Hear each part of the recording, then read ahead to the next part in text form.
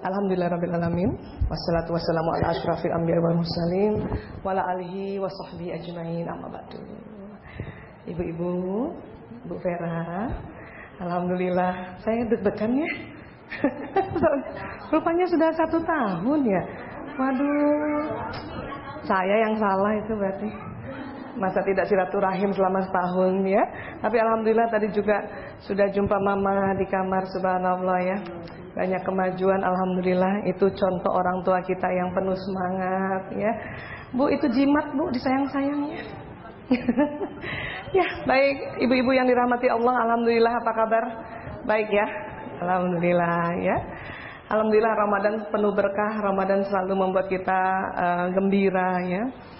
Walaupun nambah tugas Bu, tapi insya Allah itu selalu dihitung oleh Allah ya, insya Allah, amin ya rabbal alamin ya. Ya. Kalau emosi sudah bisa diatasi Bu? Sudah, alhamdulillah ya. Yang lebih mudah diatasi menghadapi suami atau anak? Tapi tahun ini sebenarnya gembira juga nih. Saya sering baca di grup sekolah-sekolah, ibu-ibu agak gembira karena tahun ini sekolah libur ya. Jadi nggak berantem bangunin anak pasca subuh kalau dia tidur lagi. Saya baca di grup, oh iya juga ya. Tapi baiklah kalau begitu. Hari ini kita mau cerita. Barangkali ada sahabat-sahabat yang sudah juga pernah dengar di Baitur Rahman. Nggak apa-apa kita ulang ya. Penciptaan Nur Muhammad ya. Di bulan Ramadan ini tentu kita akan selalu mendengar banyak nasihat ya, mendengar banyak tausiah tentang Ramadan ya. Hari ini mungkin tidak khusus tentang Ramadan, tetapi tentang penciptaan Nur Muhammad ya. Ya. Sumbernya jelas Al-Quran dan hadis, dan ada 2 buku ya yang sangat inspiratif. Itu satu buku Misteri Potensi Gaib Manusia, itu karangan Profesor Dr. Ahmad Syauqi Ibrahim ya. Dan satu lagi buku Kehidupan Sebelum dan Sesudah Kematian, buku dari Syekh Abdurrahim bin Ahmad Al-Qadi ya. Ini dua-duanya penulis Timur Tengah. Tapi 2 buku ini sudah diterjemahkan dalam bahasa Indonesia. Buat ibu-ibu yang senang membaca, ini juga buku yang sangat luar biasa, yang bisa menambah wawasan kita ya. Namun sebelumnya ibu-ibu, ada bapak juga ya. Maaf ya Pak, satu doang ya. Jadi bapak dan ibu-ibu serta anak-anakku semuanya ya. Tentunya bicara tentang penciptaan Nur Muhammad, ini memang kajiannya lebih banyak ke kajian tasawuf ya. Jadi kita mungkin membacanya atau melihatnya dari para kajian-kajian ulama sufi ya. Apa sih penciptaan Nur Muhammad sallallahu alaihi wasallam ya? Kita buka slide pertama ya. Jadi pernah Jabir ibnu Abdullah radhiyallahu an bercerita, aku bertanya katanya, wahai Rasulullah, demi Allah beritahukan kepadaku apa yang pertama kali Allah ciptakan sebelum segala sesuatu diciptakan. Jadi Jabir pernah tanya. Kemudian Rasulullah SAW menjawab, nur nabimu wahai Jabir.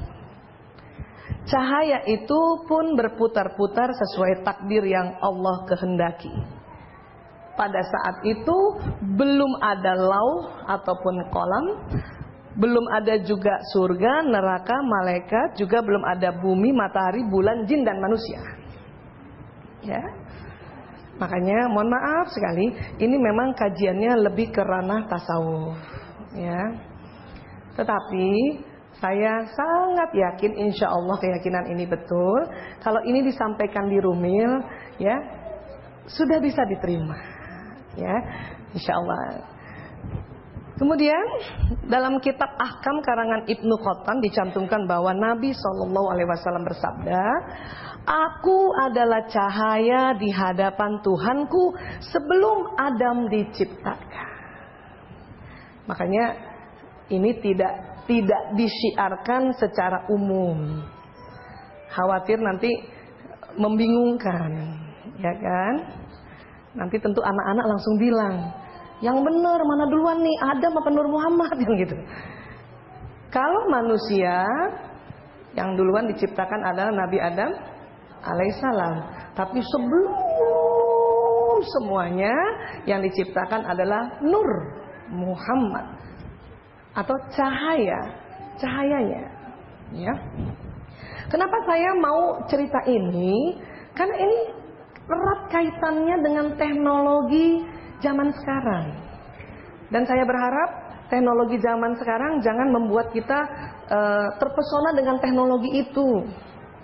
Ya, makanya sudah saatnya kita mulai mengetahui tentang hal ini, ya.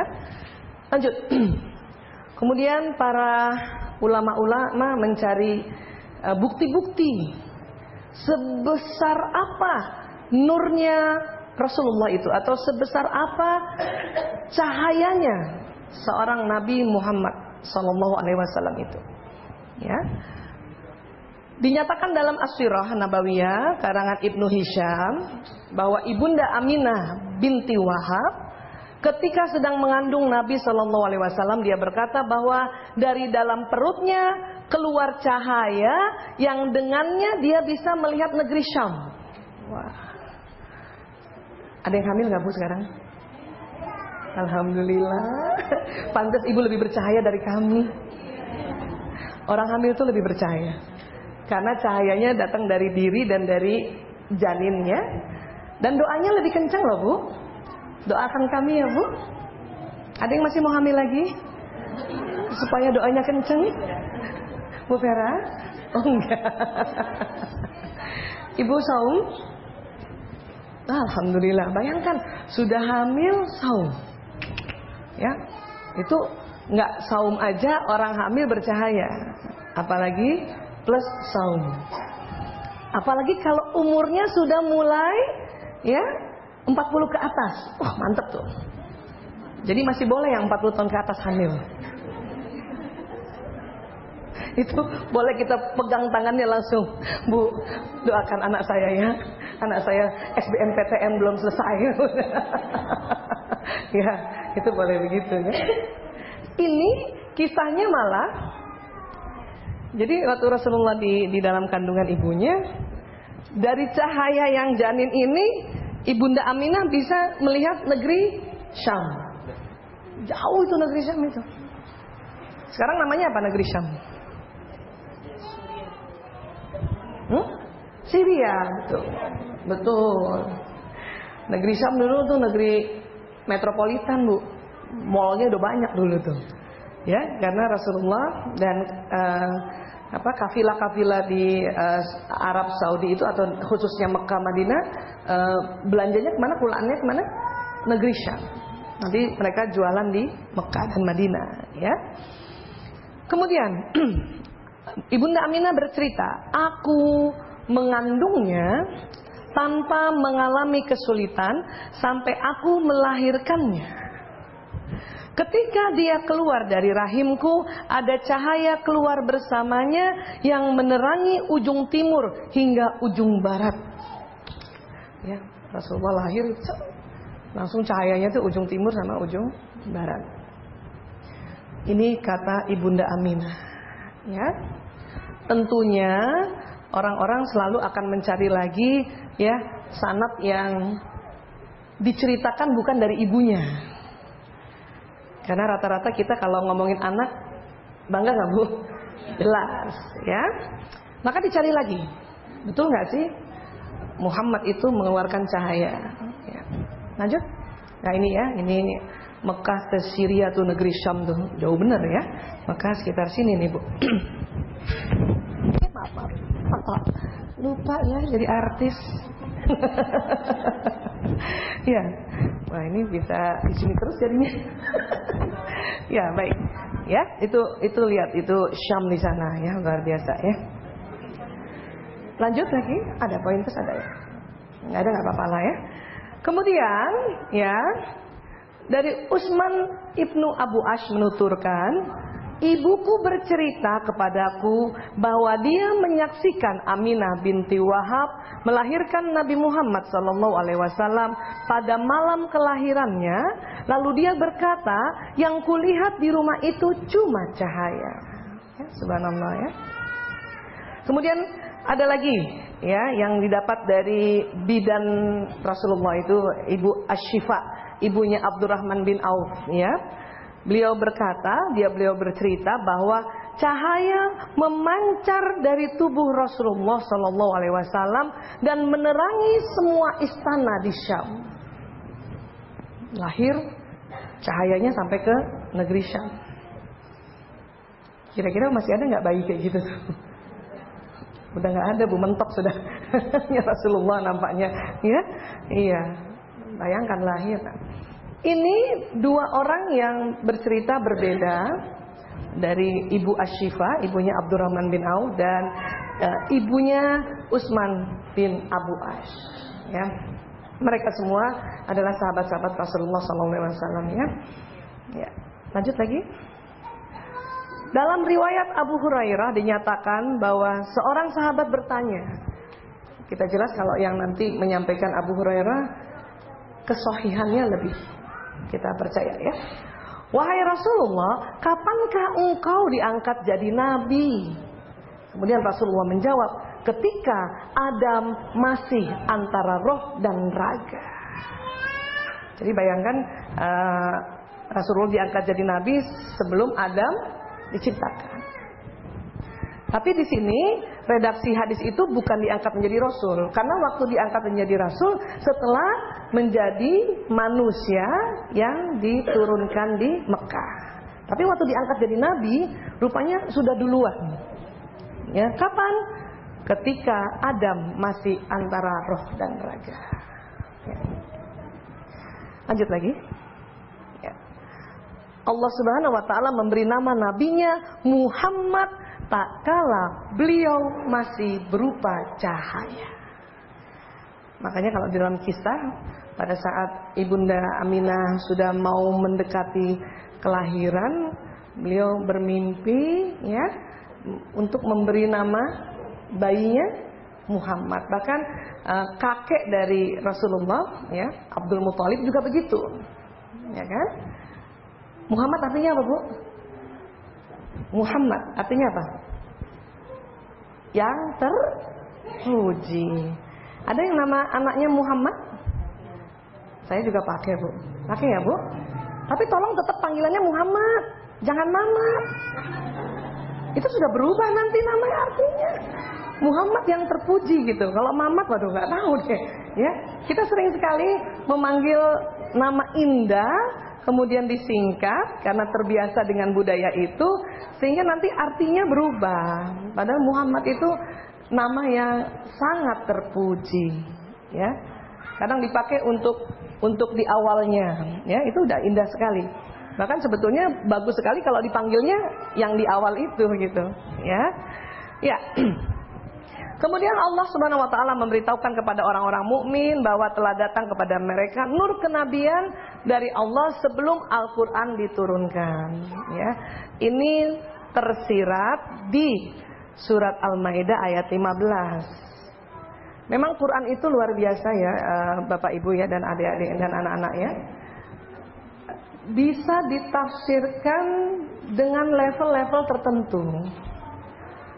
Ya, mungkin waktu kita belajar waktu misalnya masih SD, ini kita mentafsirkannya akan berbeda dengan penafsiran orang-orang yang sudah mungkin di levelnya ulama dan kemudian levelnya yang tasawuf gitu kan. Ya, tafsirannya ini adalah Bismillahirrahmanirrahim, sesungguhnya telah datang kepadamu cahaya dari Allah dan kitab yang menerangkan. Ya.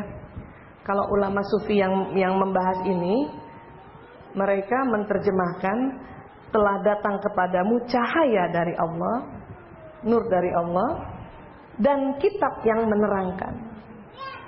Kalau dari struktur tata bahasanya, mana duluan? Cahaya dari Allah dan kitab yang menerangkan. Cahaya dari Allah. Maka ya diterjemahkan ya atau ditafsirkan bahwa nur Nabi Muhammad SAW sudah ada sebelum Al-Quran diturunkan. Ya. Ini sekali lagi saya katakan, tentu ini penafsiran di level tentang tasawuf penciptaan Nur Muhammad. Ya. Lanjut. Kemudian Allah berkata juga dalam Al-Ahzab ayat 45 sampai 46, ya. Hai Nabi, sesungguhnya kami mengutusmu untuk jadi saksi.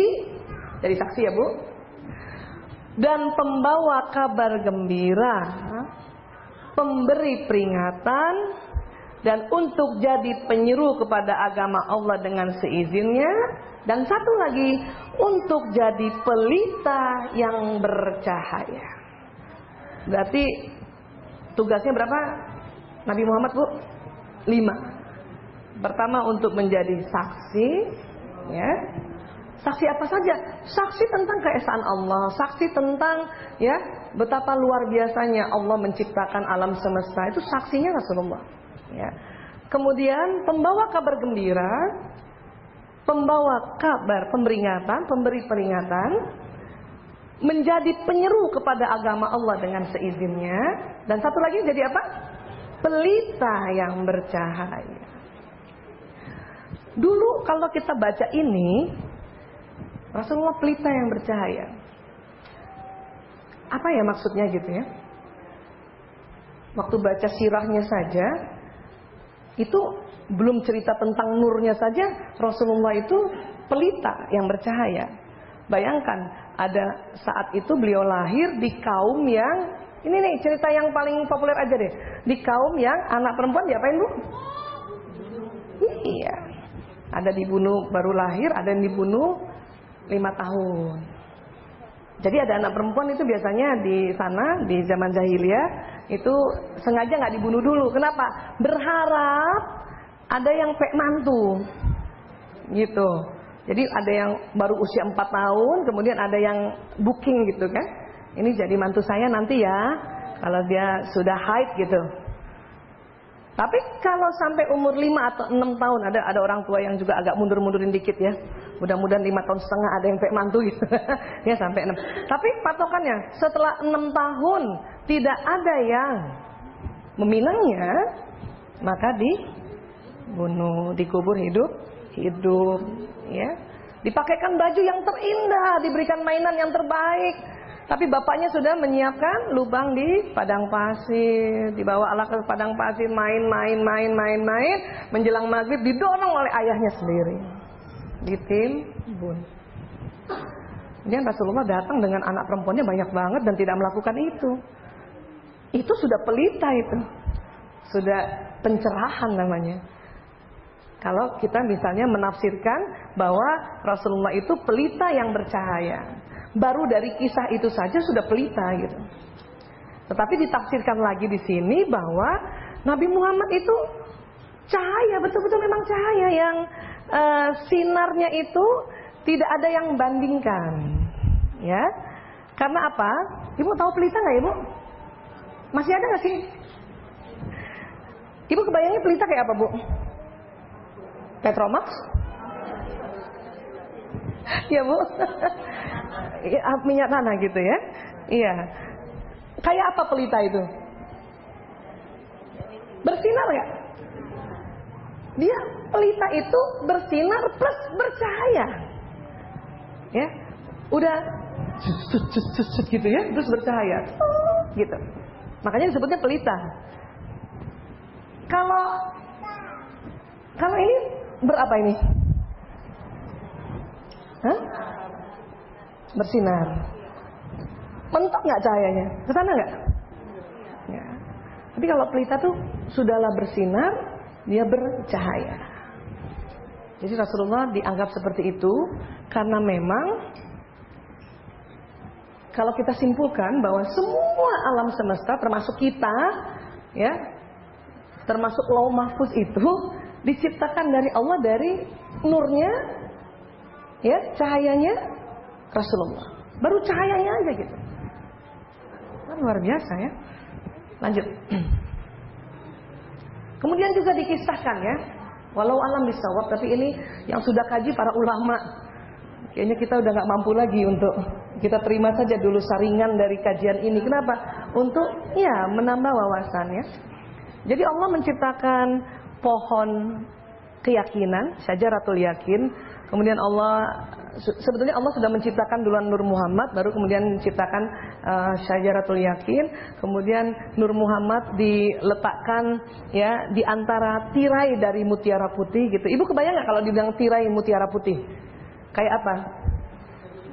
Ih, zaman dulu ada tuh yang kerek gitu kan, yang mutiara putih, kalau kita sibak gitu bunyi kliting kan gitu ya. Ya, ceritanya begitu. Lalu kemudian Nur Muhammad membaca tasbih sekitar 70.000 tahun lamanya. Wah, lama sekali ya. Kemudian Allah menciptakan Miratul Hayat, cermin kehidupan, diletakkan di depan Nur Muhammad. Diceritakan di situ bahwa Nur Muhammad sangat malu pada Allah sehingga mengeluarkan keringat. Nah ini lagi nih, ini jangan kebayang keringat kayak saya gini ya. Bayangkan keringat dari Nur Muhammad. Wah, kayak apa ya? Yang pertama itu ternyata keringatnya cuma 6 tetes. Ya. Kemudian Allah menciptakan tetesan pertama menjadi ruh Abu Bakar. Tetesan kedua Umar bin Khattab radhiyallahu anhu. Tetesan ketiga Utsman bin Affan radhiyallahu anhu. Tetesan keempat Ali bin Abu Thalib radhiyallahu anhu. Tetesan kelima bunga mawar, Bu. Siapa senang bunga mawar? Hampir semua manusia senang bunga mawar. Apalagi kalau yang berikan suami. Apalagi kalau suami masih sempet durinya dia sisir gitu. Jadi bunga mawar plok gitu. Sudah ada suami yang sering memberikan bunga mawar, Bu? Alhamdulillah ya, Bu ya. Ibu gimana doanya tuh, Bu? Ya Allah. Tetesan ke-6 buah padi. Buah padi. Ya. Nah, ini luar biasa nih. Ini kalau dibaca hanya kayak gini pasti sering ya. Otak kiri kita karena otak analisa mengatakan, masa sih? Opo iya gitu. Ya. Tetapi ini Bu, ya. Dikoneksikan dengan ilmu pengetahuan zaman sekarang itu tepat sekali, betul. Ya, coba kita bahas dulu buah padi deh. Ibu, selain padi yang bisa atau masuk kategori karbohidrat apa saja? Singkong, apa lagi? Kentang, apa lagi? Jagung, apa lagi? Gandum, ya. Tetapi riset tahun 92 di Fakultas Gizi di London, dari semua karbohidrat yang paling power energinya itu padi. Ya. Nanti padi jadi apa, Bu? Beras. Jadi ada yang tanya tuh, mana yang lebih power, Bu Aisyah? Beras hitam atau beras merah? Pokoknya hasil dari padi itu power. Ya. Terutama apa? Terutama untuk membuat energi dan cahaya. Maka di dunia yang masyarakatnya makanan pokoknya padi, wajahnya lebih bercahaya. Betul? Siapa saja, Bu, selain orang Indonesia? Hah? Cina jelas, apa lagi? Jepang, apa lagi? India, Thailand, hampir semua Asia. Dan ingat, walaupun kita orang Asia mungil, tapi energinya luar biasa. Eropa makan gandum juga karbohidrat. Hanya dia dampaknya untuk pertumbuhan sel. Jadi orang yang rajin makan gandum itu memang ototnya ya bercahaya juga, tapi memang lebih bercahaya kalau makanan pokoknya padi. Karena ternyata padi itu diciptakan dari tetesan ke-6 Nur Muhammad. Bayangkan dari cahaya langsung ke situ, gimana nggak bercahaya? Makanya saya sekarang kalau makan nasi seneng banget. Saya nggak pernah musuhin nasi. Banyak orang memusuhin nasi. Saya mah enggak. Apalagi ditambah ilmu ini. Kata suami saya, kenapa kamu nambah nasi? Supaya lebih percaya. Mas, tahu nggak? Padi itu tesisan ke-6 dari Nur Muhammad. Oh gitu ya? Iya. Bahkan orang yang sedang diabetes mellitus pun tetap harus makan nasi walaupun ditakar. Kan gitu. Siapa yang suka nasi, Bu? Kalau nggak makan nasi nggak nendang? Aduh, berita gembira ini. Insya Allah. Ya. Nah, kemudian kalau Abu Bakar As-Siddiq, Umar bin Khattab, Utsman bin Affan, Ali bin Abu Thalib, kenapa mereka ini sangat mulia kedudukannya? Ternyata nanti turunan nih kita nih sekarang nih, Bu, turunannya Adam terus, mulai dari Adam tuh ya, terus ke sini. Itu nanti punya watak beda-beda. Ternyata watak kita itu tetesan dari ini. Ada watak orang yang seperti Abu Bakar. Ada watak Umar bin Khattab. Waktu itu pernah ingat dulu 5 tahun yang lalu, berapa tahun yang lalu kita belajar tentang watak. Ada wataknya Utsman bin Affan, iya. Ada wataknya Ali bin Abu Thalib. Dan ilmu neuroscience meneliti di mana itu program watak. Ada di otak tengah. Coba pegang dulu, Bu. Ada otaknya, Bu? Maaf, takut lupa. Nih di sini nih, persis ini, Bu. Nih, ya, nih, segini tangan kita nih, Bu. Pegang ya, Bu. Lewati garis ini dulu. Nih garis ini dulu. Itu kan garis otak ya. Ada kanan kiri. Ini pas di tengahnya sini. Itu namanya lobus parietalis. Kanan dan kiri. Disitulah ada sel otak atau neuron yang isi programnya watak. Karena rupanya tetesan ini. Tetesan dari ini, nanti kan ini menetes lagi ke ya. Siapa orang yang senang damai, apa-apa damai, nggak mau konflik, nggak mau berantem? Siapa? Wah, Ibu Vera. Orang yang hasratnya damai itu, ya, dianggap program dari Abu Bakar As-Siddiq. Damai, nggak mau berantem, nggak mau konflik, banyak temennya, senang bantuin orang. Ada yang begitu nggak, Bu?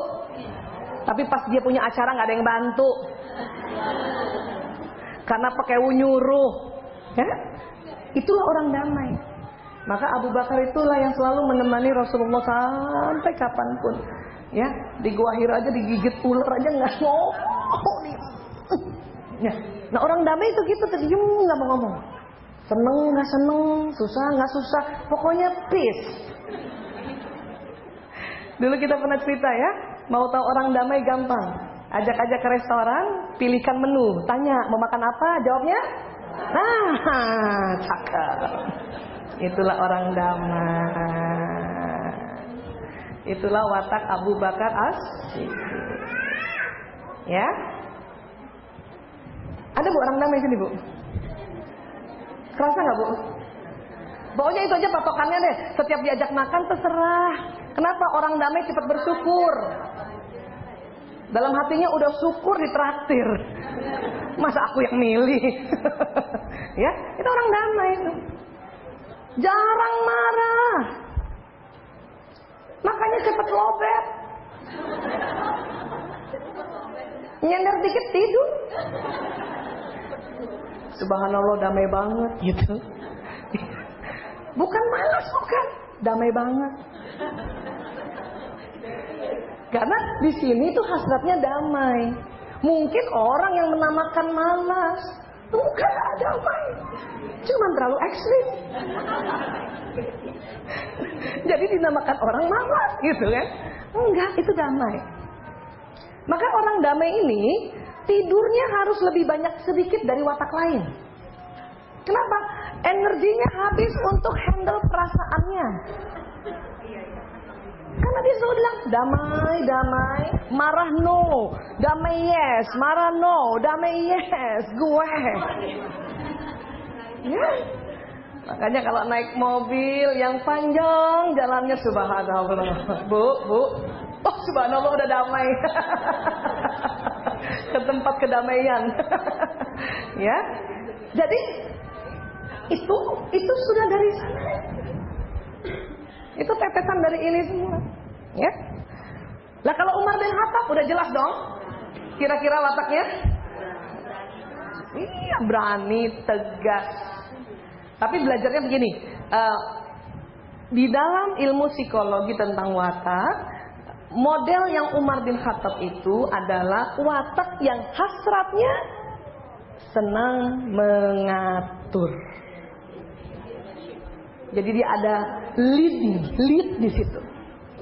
Lead pemimpin. Ya. Jadi kalau ada yang senang ngatur, subhanallah Umar banget. Ya. Karena Umar tuh tegas. Dia pandai mengorganize, tak. Tapi jangan salah. Di sisi ketegasan itu enggak tega banget melihat hal-hal yang terzolimi kan. Karena sudah dipoles dengan ajaran Islam. Jadi Umar seperti itu. Ciri khasnya lagi itu tadi, kalau dikasih tahu membangkang dulu. Punya anak kayak gitu, Bu? Ya, jangan dimarahin. Subhanallah, aku punya Umar di rumah. Saya Bu 5, Umarnya 3. Anak saya. Ya kan?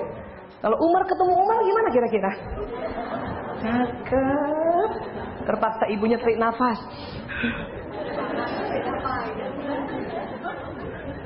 Anak saya kan ibu tahu semua ya, 4 laki kan? Lanang, Prio, Kakung, Jaler, nah Ragil ikut, alhamdulillah ada di tengah-tengah kita ya, perempuan sendiri. Lanang sama Prio itu ada watak Umarnya, Bu. Ada watak Umarnya, tapi kombinasi-kombinasi ya. Yang pertama Umar kombinasi Ali, ya. Yang kedua Umar kombinasi Utsman. Kalau yang keluar saat itu, yang pertama keluar watak Alinya dan yang kedua watak Utsmannya, itu soulmate. Tapi kalau pas Umar kedua yang muncul, la ilaha illallah. Dan saya terlanjur tahu ilmu bahwa laki-laki memang secara fitrah suka bersaing. Dan pada saat dia bersaing di awal, sebetulnya kasih ruang waktu dulu untuk bersaing, belajar kompetisi. Tidak boleh langsung nggak boleh begitu rupanya. Tapi kita perempuan, otak perempuan itu otak berkumpul, bukan otak bersaing. Makanya lihat anak laki 2 bersaing, la ilaha illallah. Untung ada ilmu apa? Tarik nafas. Masih ingat nafas kita, Bu? Buang ke kiri masih? Pernah mereka berantem sebelah kiri, saya bilang sebentar, pindah dulu. Ibu kenapa? Mau tarik nafas.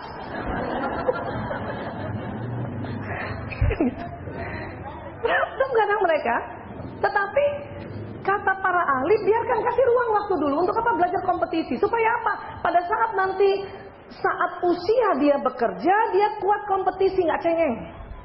Laki, begitu memang. Kalau kita nggak begitu, kita berkumpul, Bu. Kita selalu bersahabat. Terasa nggak, Bu? Kita nggak mau bersaing. Perempuan berkumpul, apa yang didapat? Mengumpulkan informasi.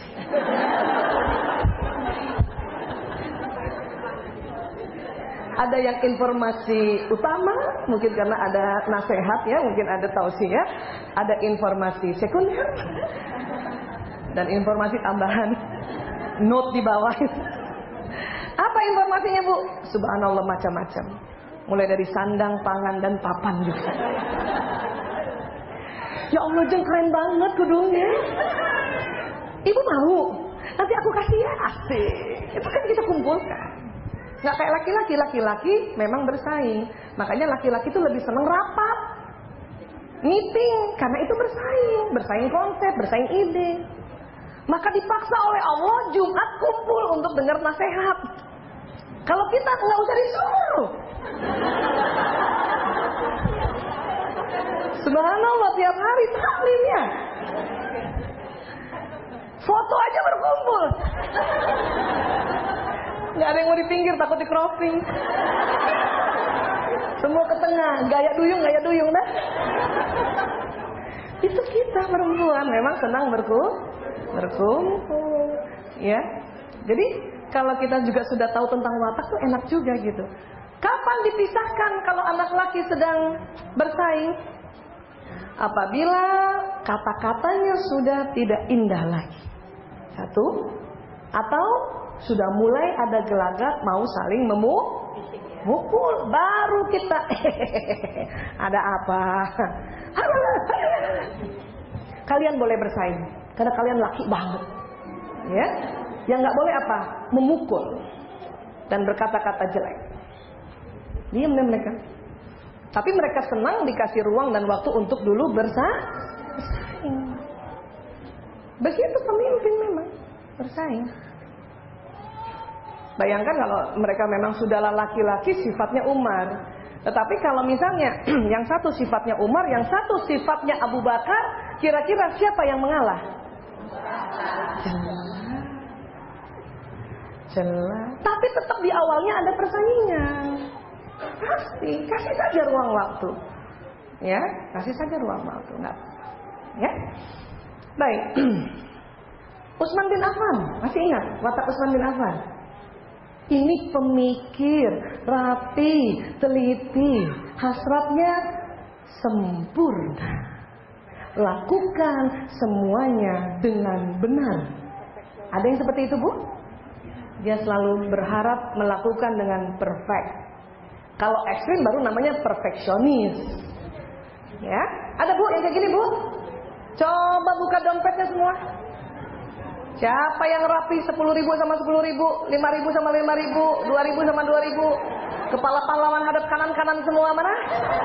Sudahlah, itu cocok lah, sudahlah. Itu jelas watak Utsman bin Affan. Ya, nggak bakal ketukar watak Utsman bin Affan untuk mencari pensil dan pensil alis, nggak bakal ketukar. Watak lain bisa, aduh, cari pulpen nggak bisa. Tapi penting banget nih, nomor HP kan, pensil alis. Watak lain bisa begitu. Ada pengakuan. Ya, tapi subhanallah, watak Utsman nggak bakal begitu, karena tertata rapi. Utsman bin Affan itu sahabat Rasulullah yang rapi, ya, rapi, pemalu. Semua bajunya bagus. Makanya Utsman lah nanti yang mengatur mushaf dengan telaten. Ya kan? Ibu-ibu yang watak Utsman, rasakan gitu? Nggak mau kan ibu nyerahin kerjaan sama orang lain? Selalu ingin ibu sendiri? Iya. Bahkan nginep di hotel aja, mau pulang aja bebenah. Kata anaknya yang bukan watak Utsman, udahlah Bu, kan kita mau check out, nggak enak dilihat. Siapa mau lihat?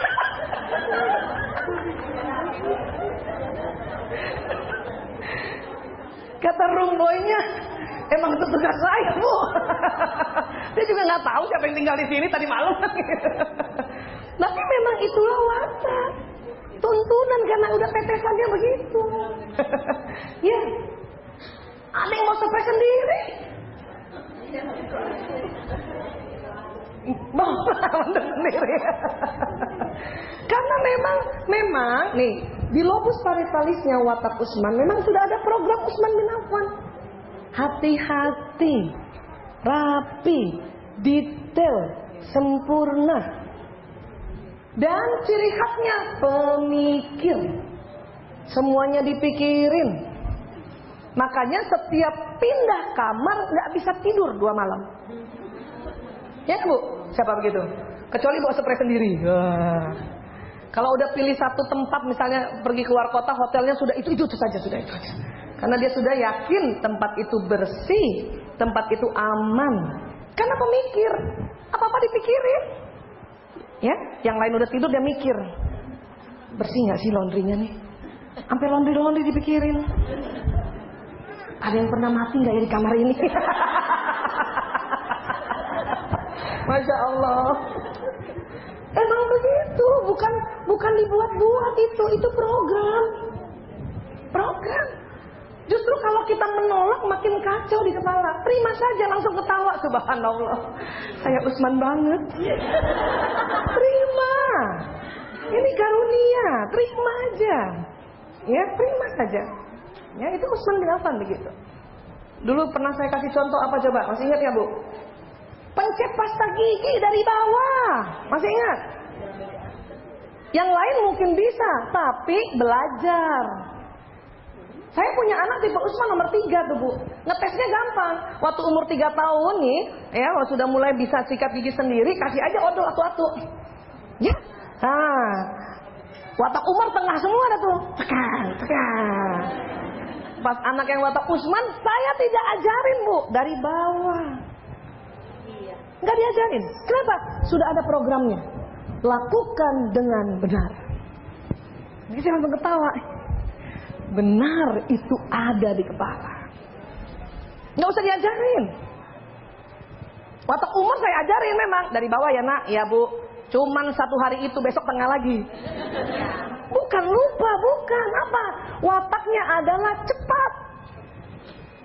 Makanya kalau punya anak tipe yang begini nih, yang tipe Umar, bukan tipe Usman, cari pasta gigi yang dipencet tengah balik lagi. Iya, kan banyak modifikasi pasta gigi kan, supaya ibunya yang watak Usman nggak stres. Terus cari juga pasta gigi yang tutupnya nyambung sendiri. Jangan yang berpisah. Karena kasihan ibu yang wataknya Usman, setiap mau mandi cari tutup odol dulu. Betulin pasta gigi dulu. Diletakkan dulu itu sabun adik kakak. Bersihin dulu lantainya. Baru mandi, dibuka lagi odolnya. Ih, lucu banget. Ya kan gitu. Ya. Untung terobosan-terobosan sekarang mengerti watak. Saya tempat anak saya yang saya udah tahu nih, oh ini watak Umar sama Ali. Cari semuanya tuh yang otomatis balik sendiri. Cuk, cuk, cuk. Yang tutupnya itu nempel, ya. Yang sabun cairnya itu bener-bener sampai paling bawah. Kadang kalau ibunya Usman tambahin air.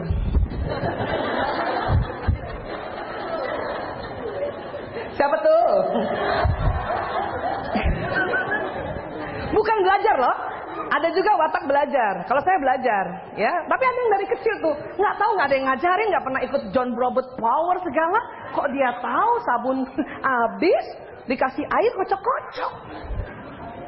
Bahkan ada anak yang memang wataknya Usman bin Affan, sabun batang kecil aja ditempelin sama sabun baru.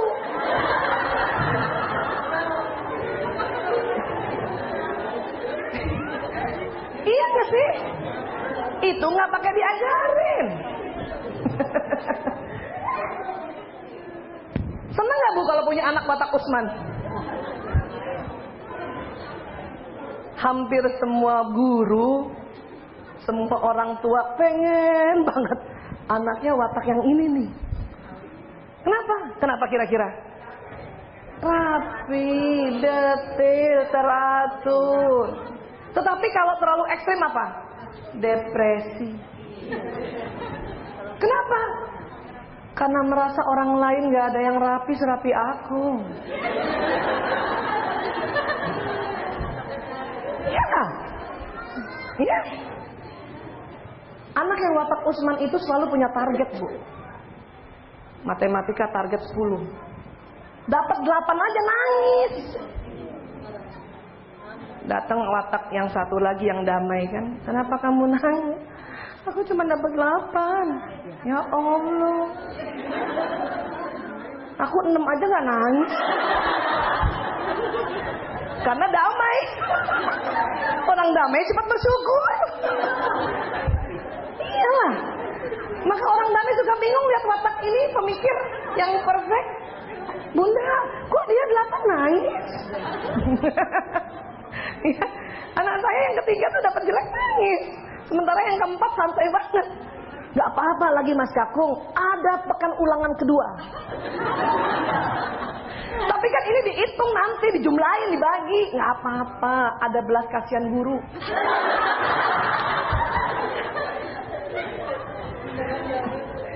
Gitu watak. Jadi anak saya karena 5 Bu, semua watak ada. Makanya saya senang banget menikmati itu laboratorium itu dan selalu ingat tetesan ini. Subhanallah, subhanallah. Bagaimana lagi saya membantah bahwa ini salah? Tidak, nggak mungkin. Tubuh kita ini kan Allah yang ciptakan. Program-program itu tentu dari tetesan-tetesan itu, gitu. Ya, hanya memang tidak cuma satu watak kita. Kita sudah kombinasi, tetapi ada dominasinya sekitar 70%. Tinggal digabung. Ali bin Abu Thalib bagaimana? Itu watak spontan.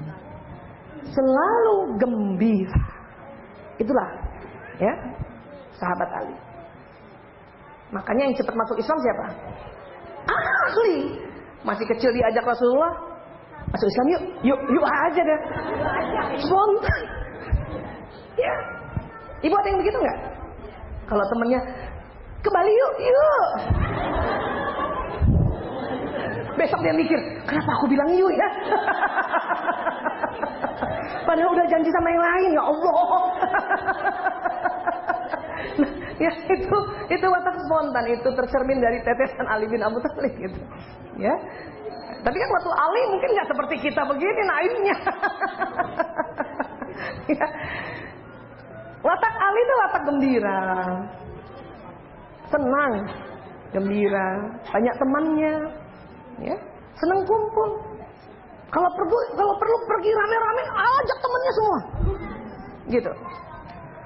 Cuman uniknya ini watak di dalam kehidupan aplikasi kita, pasangan hidup kita kebalikannya, 70%, ya nggak? Watak Ali nanti ketemunya watak Utsman, Bu. Watak Abu Bakar ketemunya watak Umar bin Khattab. Siapa yang rasanya orang damai? Ibu merasa damai? Hah? Berarti Ibu Umar dong. Iya kali katanya. Subhanallah. Siapa yang lebih banyak ngatur? Ibu atau suami? Umi lah. Alhamdulillah. Terima kasih ya nak. Tapi bukan salah Umi nak. Itu memang tetesan di kepalanya Umi. Ada tetesan Umar bin Khattab nak.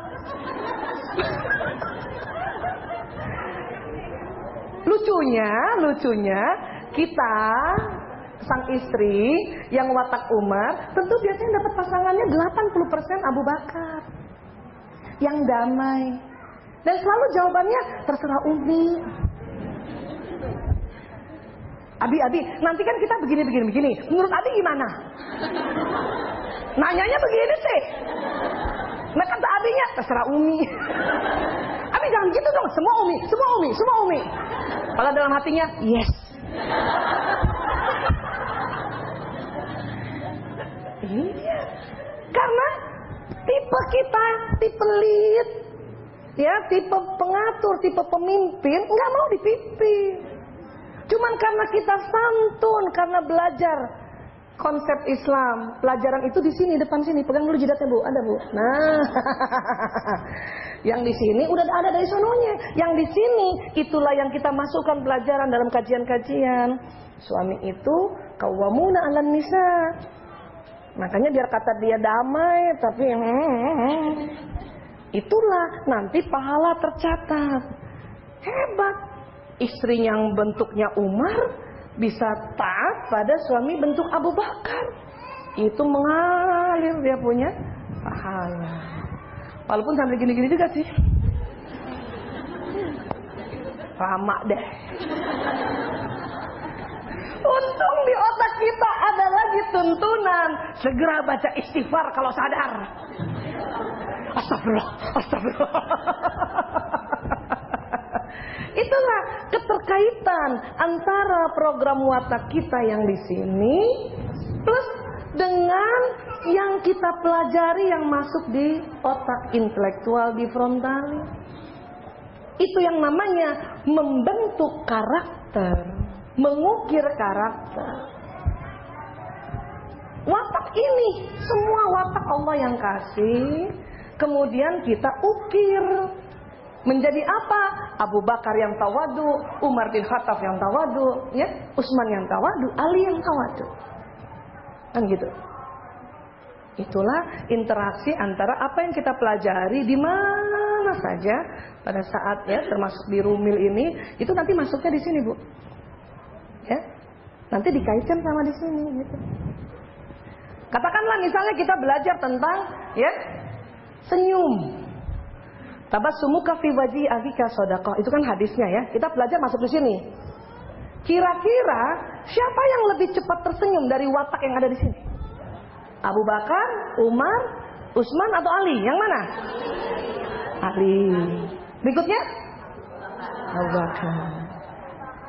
Yang paling lama agak senyum siapa? Kenapa? Karena menurut Umar nggak ada waktu untuk senyum. Kerjakan cepat. Gitu. Tetapi seorang watak Umar sudah bisa senyum. Oh, itulah Umar tawadu. Ya, kalau bahasa sekarang udah dipoles, kan gitu. Ya. Kebersihan adalah sebagian dari iman. Itu yang kita pelajari, kan? Mana yang paling bersih wataknya? Dari watak ini mana yang paling bersih akan melakukan aplikasinya? Iya. Yang paling lama?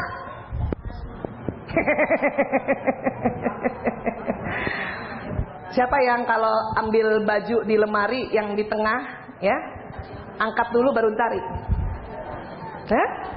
Itu watak Utsman bin Affan. Siapa yang tarik doang?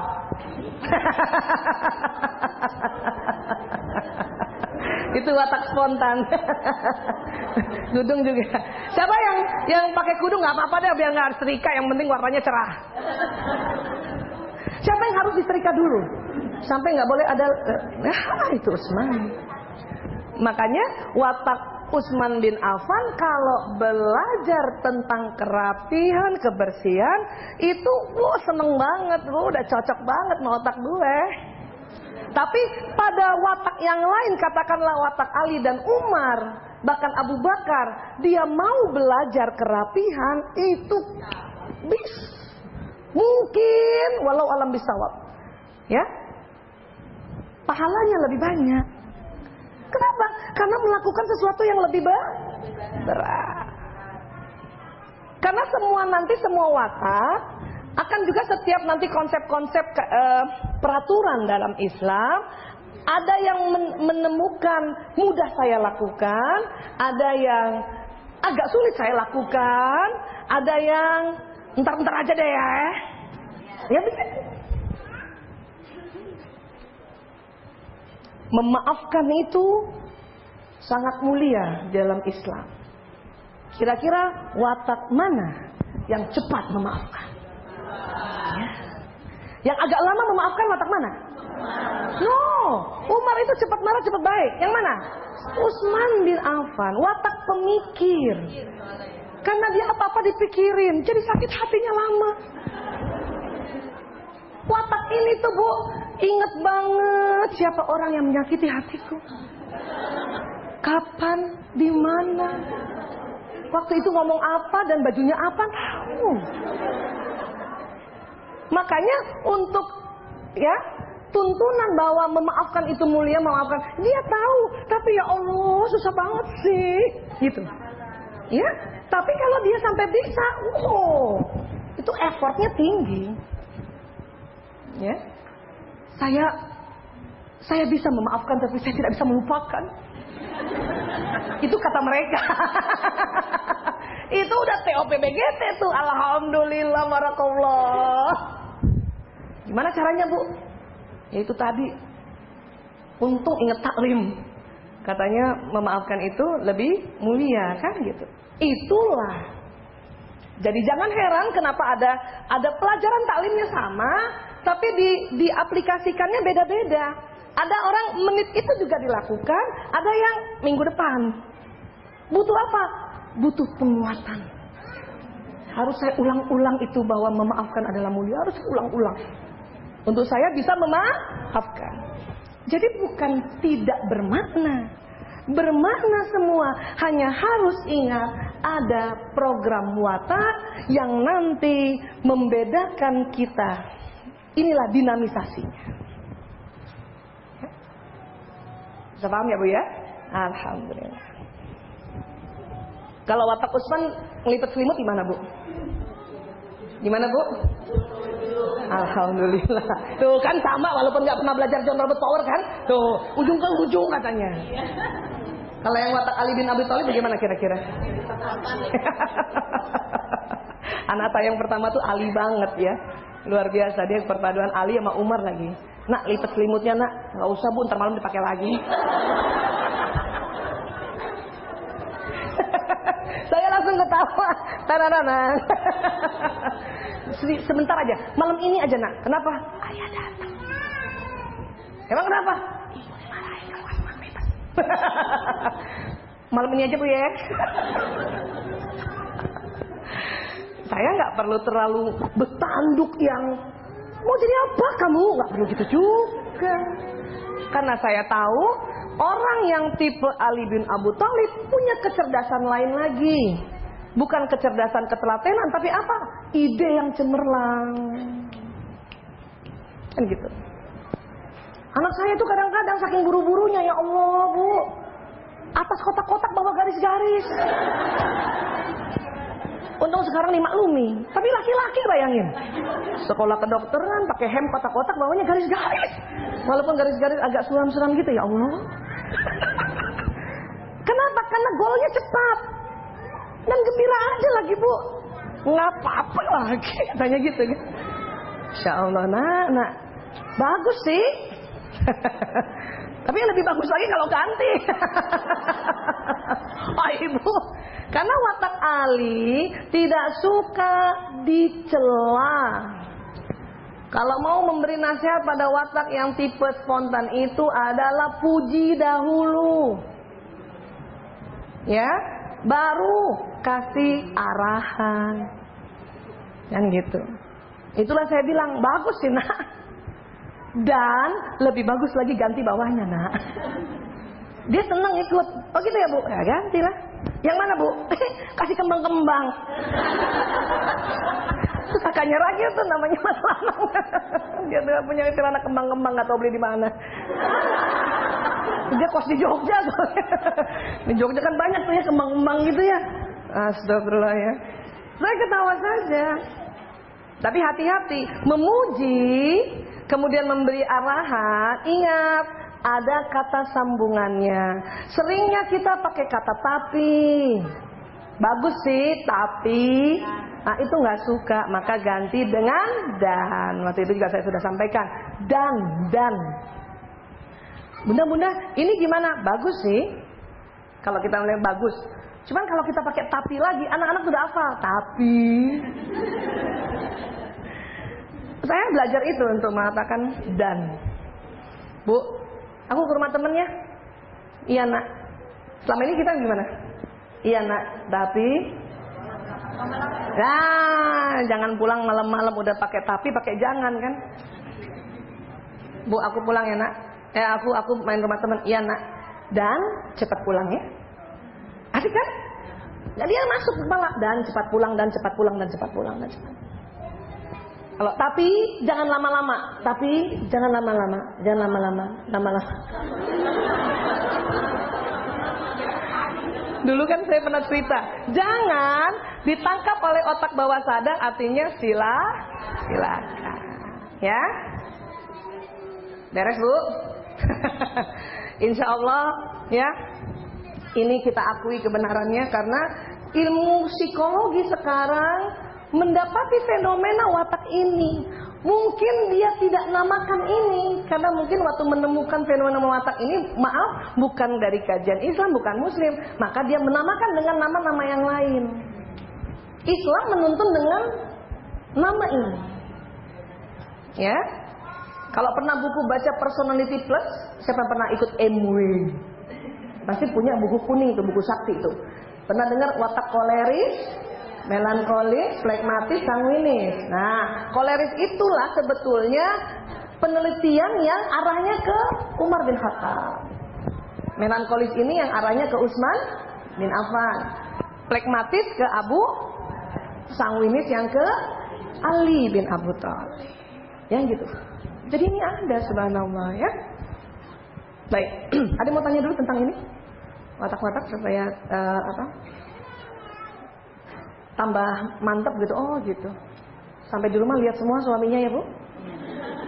Yang mana kan beli? Ya. Kalau ibu merasa sudah Utsman dan kemudian suaminya watak Ali bin Abu Thalib yang selalu ceria, sudah benar Bu.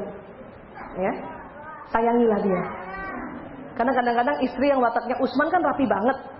Dapat suami yang Ali bin Abu Thalib yang spontan banget, berantakan banget, slorde banget. Udah, itu soulmate-nya udah. Jangan merasa selama ini kita beda. Gak usah begitu. Karena sesungguhnya di bawah sadarnya watak Utsman itu senang lihat berantakan. Ya, watak melankoli itu sesungguhnya senang lihat berantakan. Dalam hatinya, cihuy, ada yang gue rapiin gitu. Jadi gak usah marahin anak yang spontan, gak usah marahin suami yang spontan, udah seneng aja. Kenapa? Karena semua pergerakan yang kita lakukan dengan kalimat Bismillahirrahmanirrahim, jatuhnya ibadah. Kan keren Bu. Jadi kalau lihat nanti sebentar lagi ya, para asisten rumah tangga pulang, kemudian ibu melihat tumpukan setrikaan, bergembiralah. Subhanallah. Pahala buat aku. Gitu Bu. Karena bayangkan Bu, maaf ya, seandainya idealnya kursi ini tidak begini, kemudian kita betulkan dengan Bismillahirrahmanirrahim. Ya Allah, sorga Bu, sorga. Keset miring, siapa yang sering lihat keset miring anaknya tuh? Bismillah ya Allah, pakai kaki nggak apa-apa lah ya, keset ya. Pahala lagi, nggak usah merepet. La ilaha illallah. Susah amat sih keset rapi. Kita nih lucu ya kalau marah sama anak, Allah yang dimarahin. Ya Allah.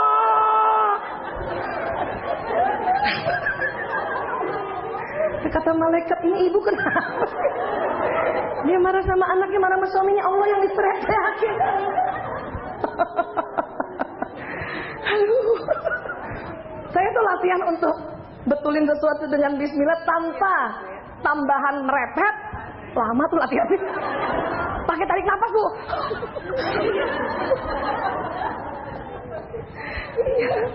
Dulu kan Masya Allah ya, maaf yang tipe Utsman kemudian dapat Ali, kan keselnya gara-gara gitu kan. Sekarang nggak usah gitu ya, ladang amal untukku gitu kan. Kenapa? Rupanya kalau kita bersyukur Allah tambahkan nikmat kan. Iya, nanti nggak rasa tumpukan segini cepat dengan 15 menit. Oh, sambil salawat. Yang seneng nyanyi aja nggak apa-apa Bu. Ini hati-hati, lagunya jangan yang jelek. Sambil nyetrika lagunya gini. Lelah hati ini menggapai hatimu.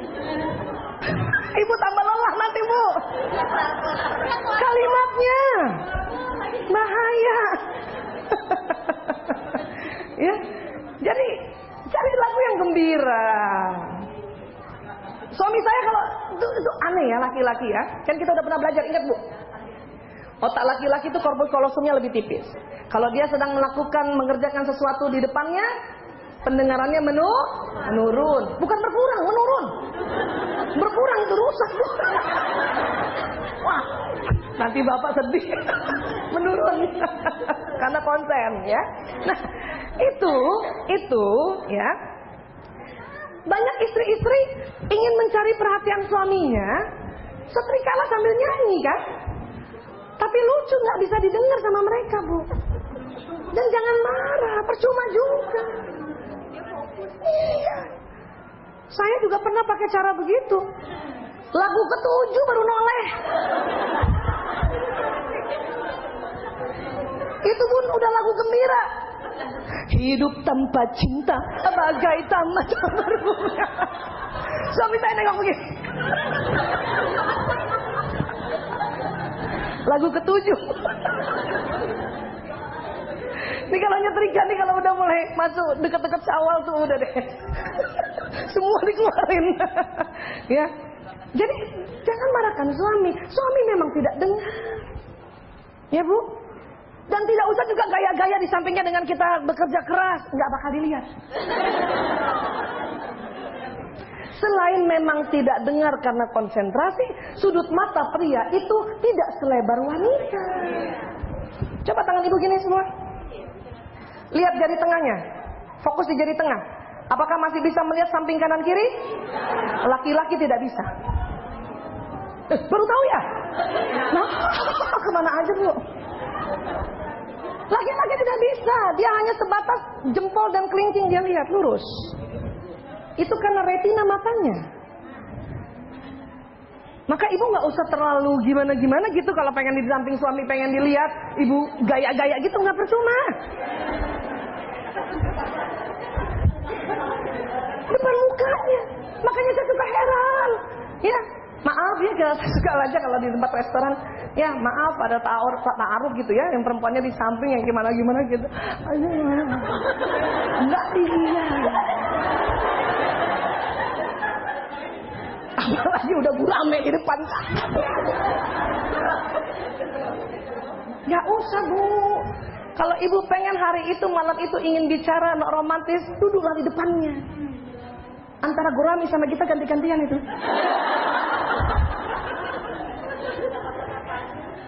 Kenapa? Karena laki-laki tidak suka lihat wajah. Dia lebih suka lihat benda. Jangan marah kalau suami ngomong sama kita, dia lihat cuma muka kita sebentar, lihat benda lagi. Apakah gadget, apakah gurame, pokoknya dia benda. Ya kan, lagi buka puasa maksudnya, nah.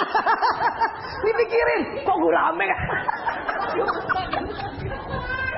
Ini anaknya sahabat saya, makanya kalau lihat dia ingat bapaknya. Jadi, laki-laki itu memang senang lihat benda. Perempuan senang lihat wajah, itu anatomi matanya. Laki-laki senang lihat benda, laki-laki senang lihat benda bergerak, dan laki-laki senang menggerakkan benda. Maksudnya bola diem ditendang. Nah itu.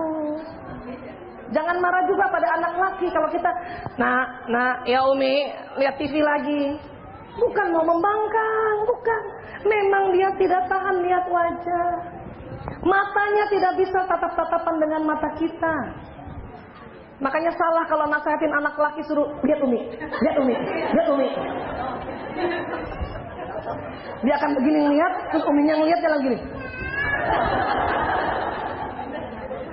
Yang sopan kalau mama ngomong sama Umi, lihat Umi, ya Umi, dilihat lagi. Akhirnya 1 jam cuman lihat Umi, lihat Umi.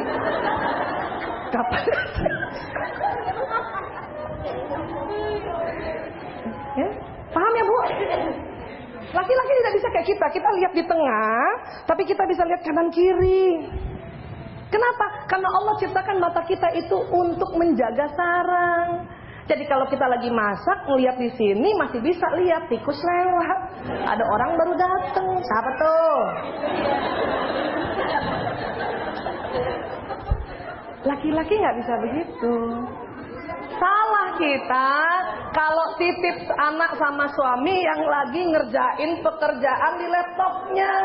Ibu titip anak umur 3 tahun. Nggak bisa kayak kita. Kita sudah matanya lebar, otak tengahnya tebal. Bisa begini, bisa begini, bisa begini. Iya kan? Laki nggak bisa Bu, fokus. Ya, nggak usah deh, nggak usah. Dan jangan juga marah. Apa Pak Umi? Apa Pak Umi? Abi gitu aja suruh jaga nggak bisa. Nelen klereng nih. Itu kita yang keliru. Kenapa? Memang laki-laki tidak diciptakan untuk itu. Kalau mau menjaga anak kita, laki-laki jangan sedang mengerjakan sesuatu. Memang sedang khusus. Biarkan dia main sama anak-anaknya. Apalagi kalau anak laki diguling-guling. Kadang-kadang suami itu suka marah Bu kalau lagi main guling-gulingan sama anaknya, kita larang. Tersinggung dia. Biarin aja, sudah, biarin aja. Kan bersaing. Biarin aja, kita tinggal doa. Allahumma ya Allah, selamat. Ini banyak kajian, suami-suami tersinggung pada saat dia sedang meluangkan waktunya sama anaknya, guling-gulingan kita, awas, awas, awas. Palanya, palanya, palanya.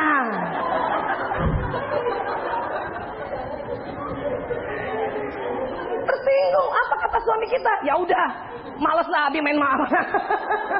kita marah lagi. Bayangin saya 4 begituan, Bu. Diguling-guling sama bapaknya. Astagfirullah. Allah, saya sampai doa gitu ya Allah ila jasad Ismail Fatahil alam. Doain Al-Fatihah. Bayangin selamat. Lakukan saja itu karena doa ibu kan kenceng. Tapi kalau kita bilang awas palanya, itu pun terjadi ntar kejeduk. Pas kejeduk kan kita bilang tuh kan papa.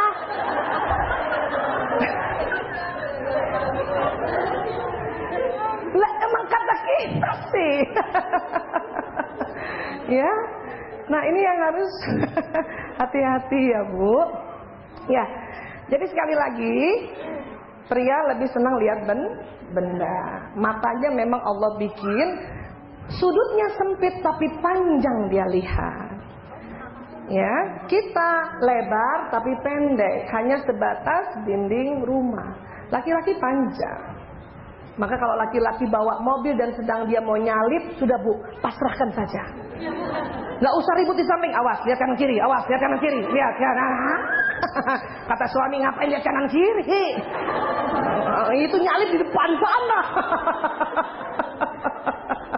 Udah tahan mulut, udah. Allah, mentang-mentang 20.000 kata. Langsung saja bilang bidangnya, memang bidangnya.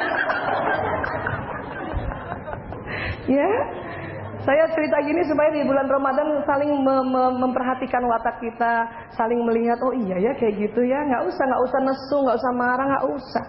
Sudah nggak pernah marah lagi kan kalau dijawab oka handphonenya? Udah nggak pernah? Masih juga? Ya Allah diulang lagi dong ini. Udah nggak usah marah. Berapa laki-laki per hari? Ayo, saya mau ulang dulu nih komunikasinya. Ingat, 7.000. Ibu lulus ujian nasional. Perempuan 20.000. Yang pendiam 16.000. Yang kayak saya sama Bu Vera 24.000. Ya Bu, kayak gitu. Ya, jadi coba amati. Watak yang mana? Kami, saya dan suami. Anak yang mana?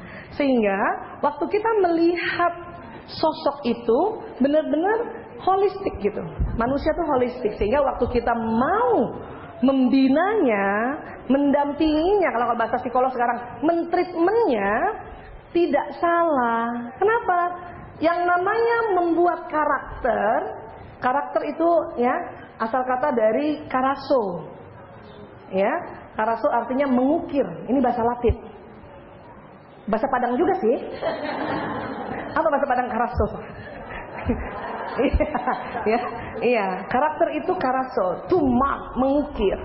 Jadi kita ingin mengukir pribadinya suami kita mengukir diri kita, mengukir anak kita. Harus tahu bahan dasarnya apa kalau mau diukir. Kayu kah, besi kah, batu kah, itulah kaitannya dengan ini. Ya Bu ya, bisa paham ya? Jadi jangan juga merasa udah susah dirubah, emang dari sononya. Pernah dengar kata-kata itu? Maksudnya wataknya begitu, tapi bisa dipoles, bukan dirubah, tapi dibentuk, diukir. Ya? Maaf. Ini bahan dasarnya apa Bu? Tetap kayu nggak? Tapi bisa diukir jadi? Ya. Kira-kira kalau diukir mejanya bentuknya kotak bisa? Bisa. Tapi tetap bahan dasarnya kayu kan? Iya. Begitulah watak kita. Maka ukiran yang terindah adalah ukiran Islam. Ya. Akan menjadi watak yang tawadu. Ya. Oke. Sepakat ya Bu ya? Ya. Jam berapa sekarang? Aku nggak lihat jam ya. Oh masih lama ya? Masih banyak stoknya nih. Lanjut ya. Sepakat dulu tadi watak udah ya? Naik sedikit dulu.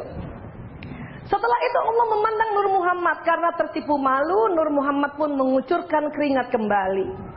Sehingga dari keringat hidungnya, ini bayangin hidung bentuknya cahaya ya, ya, diciptakan para malaikat, ya, keringat wajahnya itu tadi ini waktu pertama kali kita baca ini agak masa sih gitu, ya, diciptakan kursi arsy, laut, ya.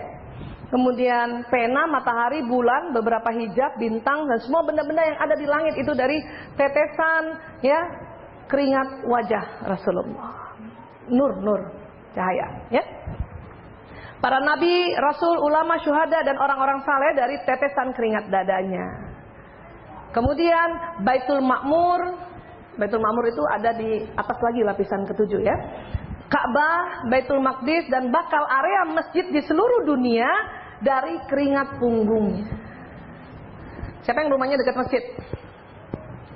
Ya, bakal masjid itu sebetulnya sudah ada tetesan di situ tuh. Tinggal pada saat itu warga di situ tertarik untuk membuat masjid di area situ, gitu. Ya. Nah, ini dia. Seluruh umat Muhammad diciptakan dari tetesan keringat dua alis matanya. Insya Allah itu kita ya Bu. Dekat sekali ya di alis mata. Kemudian kaum Yahudi, Nasrani, Majusi dan segolongan dengan mereka, kaum ateis, kafir dan munafik dari tetesan keringat telinga. Jauh. Ya. Kemudian bumi yang terbentang dari timur sampai barat beserta isinya dari tetesan keringat kedua kakinya. Ya. Next lagi. Kemudian Allah berfirman, wahai Nur Muhammad, saksikanlah apa-apa yang ada di sekitarmu itu. Jadi sudah diciptakan ini, itu. Kemudian Rasulullah disuruh melihat. Ya. Kemudian Nur Muhammad pun juga membaca tasbih tiada henti kembali 70.000 tahun lagi lamanya. Ya. Setelah itu Allah menciptakan ruh para nabi.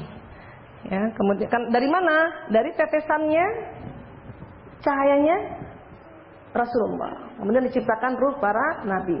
Nanti dari ruh para nabi ini dia berkeringat juga. Itulah diciptakan pengikutnya. Tapi semua bermuaranya di mana? Nur Muhammad. Ya, lanjut. Kemudian Allah Subhanahu wa taala menciptakan sebuah pelita dari batu akik merah. Siapa pernah lihat batu akik? Bukan yang sekarang ya. Ini batu akik punya Allah ini, yang sangat bening dan tembus pandang. Wah, tembus pandang juga. Batu akik sekarang supaya tembus pandang pakai apa Bu? Lihatnya Bu. Wah, pada pernah ya Bu. Setelah itu Allah membentuk Nur Muhammad laksana bentuk raganya tak kala diturunkan ke dunia kelak dan meletakkannya dalam pelita tersebut. Cahaya dibentuk, ya. Di dalam pelita itu Nur Muhammad terlihat berdiri seperti orang yang sedang sholat.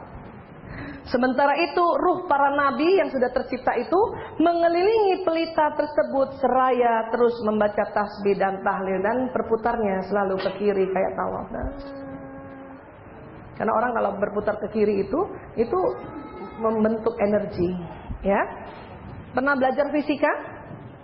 Dulu ada namanya hukum tangan kanan. Gini, coba ibu gini tangan kanannya. Bergeraknya kemana? Kiri kan? Jempolnya ke atas kan? Nah, makanya orang tawaf itu ilmu ini, ya. Semua bertawaf ke kiri, nanti energinya naik ke atas, berpancar lagi. Energi itulah sinyal yang membroadcast doa-doa kita, umat Islam yang ada di sekitar Ka'bah itu. Makanya semakin banyak orang yang berada di sekitar Ka'bah bertawaf, semakin luar biasa sinyalnya. Ya, makanya Ramadan kan penuh, tambah luar biasa. Tapi hati-hati ngomong. Lagi rame kayak gitu, kita ngomongnya yang santun supaya apa? Kalimat inilah pesan yang akan terbroadcast. Tapi kalau lagi rame nyela-nyela mulu, aduh panas, ya, penuh, padat. Wah, itu kalimat ini yang akan keluar dan betul-betul nanti terjadi. Banyak di antara kita suka menunggu pas tawaf sepi. Itu kurang power, Bu. Makanya pas mau tawaf rame, gembira harus. Wow, rame. Gitu, jangan aduh rame banget. panas, jangan begitu. Kenapa? Karena memang energi itu selalu berputar, bertawaf. Ya. Lanjut. Demikian halnya dengan ruh umat Muhammad yang beriman, mereka diciptakan dari keringat nur Nabi Muhammad. Bagaimana tadi, Bu? Alis, ya. Kemudian setelah diciptakan seluruh ruh umat Muhammad berkata, La ilaha illallah Muhammadar Rasulullah. Ini nanti terkenal dengan istilahnya syahadat ruh. Syahadat ruh. Karena yang melakukan syahadat ini pertama kali ruh kita. Kalau nanti asyhadu an la ilaha illallah wa asyhadu anna Muhammadar Rasulullah, itu syahadat jasad. Ya. Next, lanjut. Nah, ini. Sekarang gantian. Tadi kita udah belajar watak dengan ilmu keterkinian. Sekarang Nur Muhammad dengan ilmu keterkinian itulah yang disinyalir yang sekarang lagi orang seneng ngomong, stem cell. Pernah dengar, Bu? No, mah. Di tubuh kita itu ada stem cell. Dan para ahli mengatakan, ya, ahli-ahli yang ulama tapi ya, stem cell itulah Nur Muhammad. Kenapa? Karena memang energi terbesar itu ada di stem cell. Stem cell berada di dalam batang tubuh kita, ya. Dan sel induk adalah sumber kekuatan manusia, kepandaian manusia, energi supranatural dan segala energi yang dibutuhkan di muka bumi ini. Jadi stem cell itu hati-hati. Makanya kenapa saya senang sekarang mensosialisasikan modul ini agar kita, stem cell itu Nur Muhammad. Yang menyatakan itu seorang dokter. Ya, dokternya Raja Arab Saudi, dia dokter dan sufi pula. Dan disepakati oleh para ilmuwan-ilmuwan yang non-muslim sekalipun. Ya, mari kita lihat. Sel induk memiliki kemampuan luar biasa untuk memperbaharui dan meregenerasi dirinya sendiri melalui pembelahan sel di sepanjang hidup seseorang. Dulu orang merasa kalau usia kita sudah lanjut tidak bisa ada perbaruan sel. Ternyata bukan begitu. Sampai kapanpun kita ada perbaruan sel. Bisa gembira. Asal jangan ngomongnya, aduh gue udah tua paling gini-gini doang. Jangan begitu. Itu doa soalnya. Ya. Gembira. Wow. Berarti sampai umur berapapun, sakit apapun, karena ada stem cell, maka bisa dilakukan pembelahan atau regenerasi diri dan pembelahan sel. Tentu tidak boleh ya hanya dianggap kayak gitu nanti dia dengan sendirinya. Tidak, ada upaya. Jadi kita lihat upayanya. Selain nanti upaya-upaya yang sudah diatur oleh ya tenaga-tenaga ahli, ada upaya ya, kita lihat. Ini dulu waktu sperma ketemu telur ya. Kemudian kan langsung ya, kalau dari segi embriologinya begini, tapi waktu sperma ketemu telur itu di situ tetesan Nur Muhammad. Tak. Nah ini tertanam dalam rahim, jadilah janin. Nanti kalau lahir jadi bayi. Ya ini. Nah, jadi yang pertama, bulatan pertama itu namanya stem cell, Bu. Kemudian dia berbelah-belah. Artinya apa? Di tubuh kita nanti stem cell sudah bukan lagi stem cell yang tunggal. Setiap tubuh kita, setiap organ tubuh kita nanti ada stem cellnya juga. Ada stem cellnya si jantung, ada stem cellnya lever, ada stem cell wajah, ada stem cell semua organ. Ya, next. Kalau di dunia kedokteran disebutnya ini, yang pertama namanya totipoten. Kemudian dia berproliferasi, akhirnya jadi pluripoten. Dan pada anak-anak udah jadi multipoten. Kita dewasa pun multipotennya ada. Ada, semua ada. Bahkan tulang aja ada stem cellnya. Saraf ada stem cellnya. Ya, lanjut. Jadi waktu itu mulai terfakta ini terkuak udah lama sekali. Ini ada dokter Korea Jepang yang terkenal. Dia punya pasien, jantungnya itu busuk. Zaman dulu dokter-dokter yang lain itu dia harus bypass, ganti jantung dengan jantung binatang. Tetapi dokter ini dia mencari sel induk dalam darah yang di batang di sini nih, sumsum tulang dicari. Oh ini dia stem cell nih, ya. Dia cari, ini dia. Suntikan ke jantung.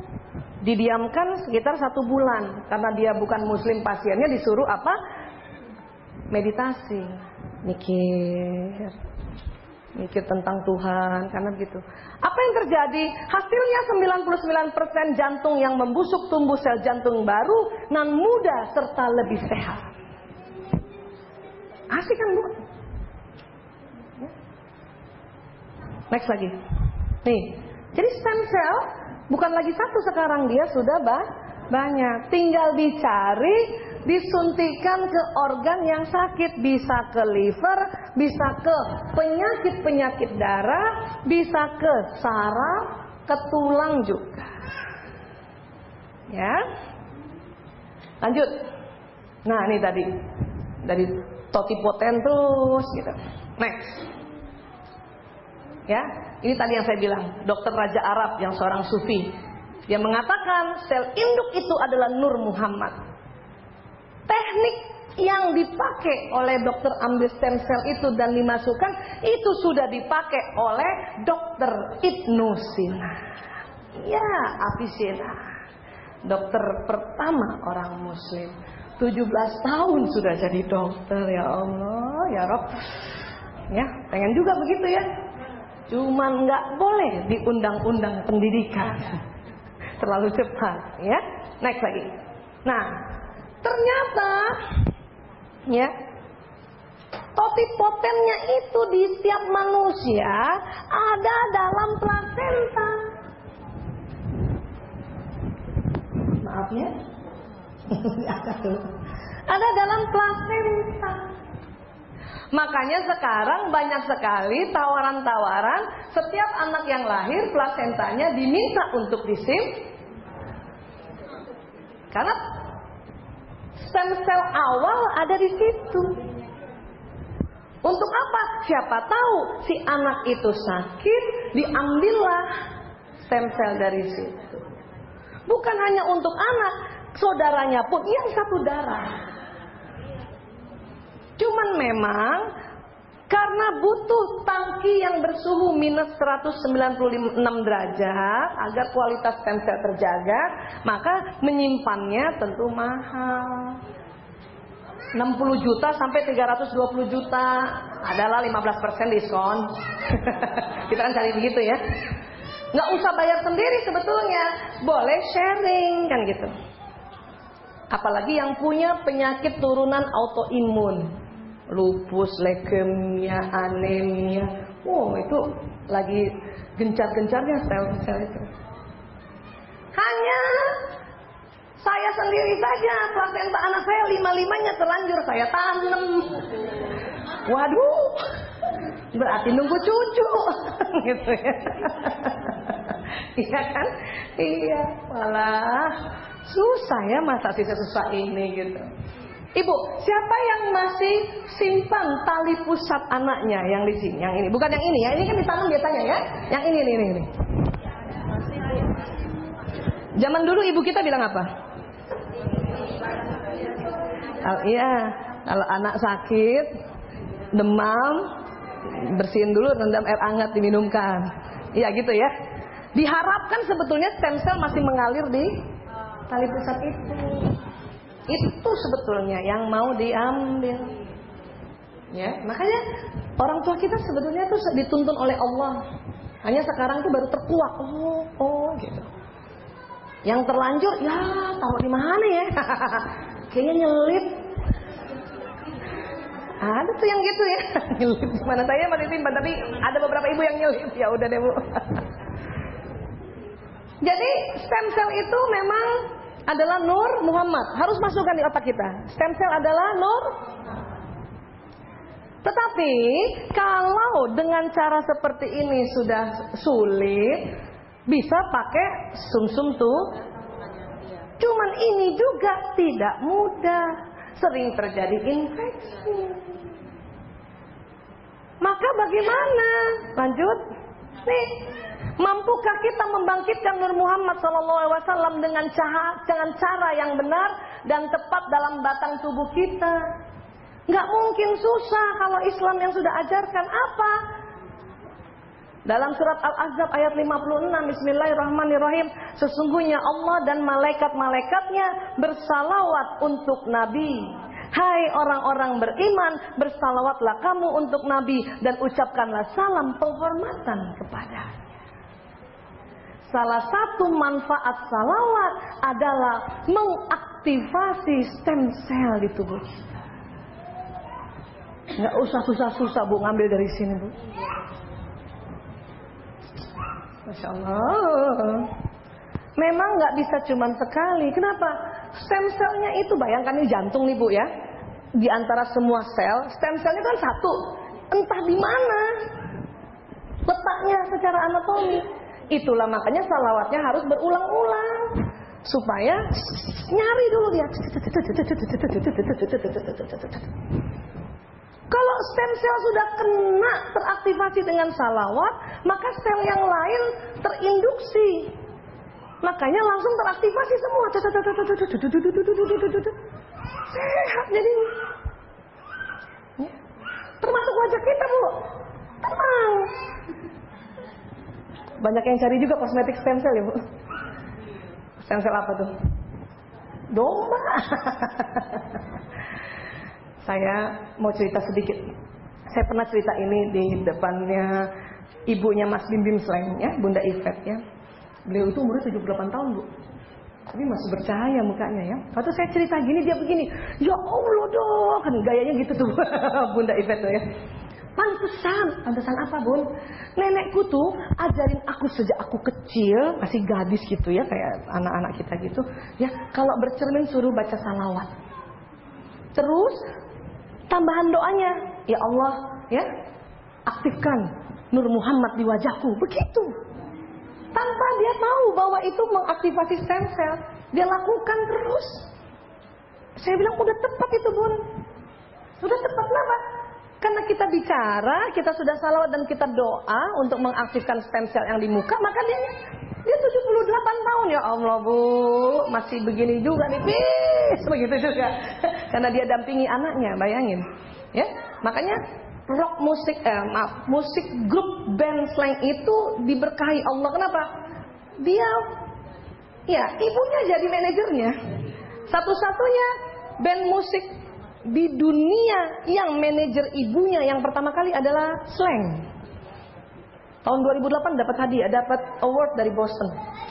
Ya. Nah, tapi yang saya mau cerita adalah beliau waktu saya cerita ini dia bilang, "Ya Allah, pantesan tuh dok lihat nih tempat Bunda nih." Gitu. Ya, masih kuat ya? Iya. Dalam hati saya, gua gitu antar. Udah salawat, tapi belum ada lagi doa yang ya Allah, aktifkan Nur Muhammad di wajahku. Gitu nah. Pasti kamu cantik terus. Ya. Oh. Bisa begitu ya Bu? Begitu juga kalau ada bagian-bagian tubuh kita yang saat itu kurang nyaman, segeralah bersalawat, pegang. Allahumma shalli wa sallim ala sayyidina Muhammad. Terus. Memang harus berulang-ulang. Kenapa tadi sepakat dulu? Karena stem cellnya akan dicari dulu untuk dia diaktifasi. Ya. Orang tua kita sakit, misalnya kayak mama sakit tuh Bu Vera, misalnya salawat itu dalam rangka apa? Ngecharge stem cellnya. Entah dibelai-belai, kalau misalnya tangan kita tiba-tiba berhenti, diamkan saja di situ. Kayak tadi itu, bacaan salawat, Allahumma shalli. Apapun salawat. Allahumma shalli wa sallim ala sayyidina Muhammad. Allahumma shalli. Ya. Dan yang luar biasanya lagi, selain badan kita itu mencari stem cell, karena sudah teraktivasi, nyala energinya bergetar, keluar lagi berpancar dari tubuh kita. Kemana? Jumpa Rasulullah. Karena Rasulullah sekarang pun sudah menjadi cahaya kembali. Makanya Rasulullah setiap ada yang bersalawat, Rasulullah kenal. Kenapa? Cahaya kita, badan bioplasmik kita berjumpa Rasulullah. Badan kasar memang gak ketemu, tapi ini yang keluar nih. Rasulullah tahu, wah, hari ini Bu Vera 100 kali bersalawat untukku. Oh, dikenal. Bayangkan, belum lagi nanti kita mendapat syafaat di akhirat. Salawat memberi syafaat untuk kita di dunia dengan mengaktifkan stem cell tadi. Wah, asik Bu. Jadi nggak perlu ke dokter. Bila sakit berlanjut hubungi dokter.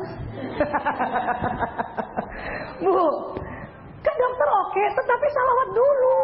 Dan bahkan waktu ke dokter salawat terus. Kenapa? Dokter seneng. Kenapa? Nggak nyusahin kerjaannya. Kalau nggak bersalawat barangkali dikasih antibiotik yang dahsyat sekali. Dokter juga takut sebetulnya ngasih obat terlalu tinggi, Bu. Komplikasi kemana-mana gitu. Tapi kalau misalnya memang secara organ laboratorium kita sakit, tapi karena ahli salawat, dokter juga senang. Ya udah ya, amoxicillin aja, gitu, beres. Padahal sesungguhnya kalau dia tidak bersalawat, antibiotiknya harus dibom yang tingkat tinggi, rusak lagi tubuh yang lain, gitu. Enak lagi kalau dokternya udah ngasih obat, terus kasih ada lagi resep tambahan apa? Baca salawat ya. Gitu toh. Ya Allah dong. Kalau perlu, maaf, yang ini nggak perlu pakai BPJS. Baca salawat, murah meriah, gratis, ya kan? Bisa sepakat dulu Bapak Ibu? Memang ada ikhtiar-ikhtiar, tetapi dengan mengaktifkan dengan sendirinya stem cell karena kita rajin salawat, ikhtiarnya tidak susah. Ikhtiarnya mendapat keringanan. Kenapa juga kalau kita mau membuka doa suruh salawat dulu? Supaya sinyalnya panjang, Bu. Nge-broadcast pesan gampang. 4G. Nggak 8G. Kan gitu. Makanya selalu pembuka doa sebelum Al-Fatihah baca salawat. Kenapa? Sinyalnya panjang. Ya. Ya, awal dan akhir. Biar sinyalnya panjang. Jadi apa harapan, apa pesan yang kita broadcastkan, baik pikiran, perasaan dan niatan-niatan doa kita itu terbroadcast dengan cepat. Ya. Ini baru cerita tentang stem cell. Dan Rasulullah juga menjanjikan ya, benefit-benefit atau manfaat-manfaat dari begitu banyaknya salawat. Ya, kita lihat sedikit bentar lagi. Ya. Oh, ini tadi yang kita bilang syahadat ruh, la ilaha illallah Muhammadar Rasulullah. Jadi pada saat kita mau mengaktifkan stem cell dalam tubuh kita, salawat plus syahadat ruh. La ilaha illallah Muhammadar Rasulullah. Hari ini ada yang tidak nyaman badan Ibu? Bagian mana Bu? Tunjuk coba. Sini ya. Nah, Ibu baca salawat dan syahadat ruh di situ. Ada yang sakit hati? Kalau itu usapnya seluruh badan. Allahumma sholli wa sallim ala sayyidina Muhammad. Karena nggak tahu di mana rasa sakitnya itu kalau lagi sakit hati. Ya, next lagi. Nah, syahadat jasad, asyhadu an la ilaha illallah wa asyhadu anna Muhammadar Rasulullah. Ya. Kita baca setiap kapan Ibu?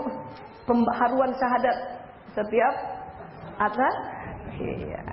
Ya. Tambahkan syahadat ruhnya. Ya. Next lagi. Kemudian Rasulullah berjanji ya, barang siapa yang berdoa setelah mendengar azan, hafal nggak Bu? Hah? Allahumma rabba hadzih dawatit tammah wassalatin ati Muhammadanil asila wal fadilah wa ba'athu maqamam mahmudanil ladzi wa'ata. Biasanya ada di hadis lain innaka ya. Apa kata Nabi? Niscaya dia akan mendapatkan syafaatku pada hari kiamat. Kalimatnya niscaya. Apa itu niscaya Bu? Ya, pasti. Niscaya. Yang boleh ngomong gitu Rasulullah soalnya. Niscaya. Makanya sebetulnya tuh anak-anak sekolah tuh ahli surga tuh nak. Ya, kalau habis dengar azan kan disuruh baca rame-rame ini kan. Walaupun masih gaya anak-anak kan. Allahumma rabba hadhihi da'watit tammah. Gitu-gitu. Tapi itulah ya, itulah membuat habituasi. Ingatkan kalau dia tidak di sekolah gitu loh Bu. Kadang-kadang mereka hafal di sekolah, pas keluar sekolah nggak dipakai, sayang ya. Lanjut. Kemudian apa yang paling simpel lagi? Kata Nabi, barang siapa yang membaca salawat untukku pada waktu subuh sebanyak 10 kali, pada waktu sore sebanyak 10 kali, maka ia akan memperoleh syafaatku pada hari kiamat. Pagi berapa, Bu? Sore? Itu paling simpel udah. Bukan di kalimat ini bukan waktu sholat subuh, bukan. Waktu subuh artinya bisa dilakukan juga di luar. Ya, subhanallah. Apalagi plus. Wah, 10 pagi, 10 sore aja Rasulullah sudah menjanjikan. Bagaimana sih Bu Aisyah? Ya, menurut beberapa buku alam barzah, kira-kira posisi Rasulullah begini nanti next lagi. Ya, kan kita semua berdasarkan yang tadi berdasarkan surat Maryam ayat 7172, ya, kita kan akan ke neraka dulu, Bu. Ya. Bismillahirrahmanirrahim. Dan tidak ada seorang pun dari kalian melainkan akan mendatangi neraka itu. Hal itu bagi Rabbmu adalah satu kemestian yang sudah ditetapkan. Jadi kita harus ke neraka dulu, ya. Kemudian kami akan menyelamatkan orang-orang yang bertakwa dan membiarkan orang-orang yang zalim di dalam neraka dalam keadaan berlutut. Jadi kita pasti ke sini dulu semua. Nanti seleksinya dengan sirat. Jembatan itu seleksi. Seleksi bersama masuk surga. SBMS. Bukan SNMPTN, ya. Menurut Allah jelas ini Maryam 717. Makanya kenapa kita selalu minta tolong sama Rasulullah, minta syafaat. Kenapa? Karena nanti Rasulullah berdiri di ujung sini. Ya, next.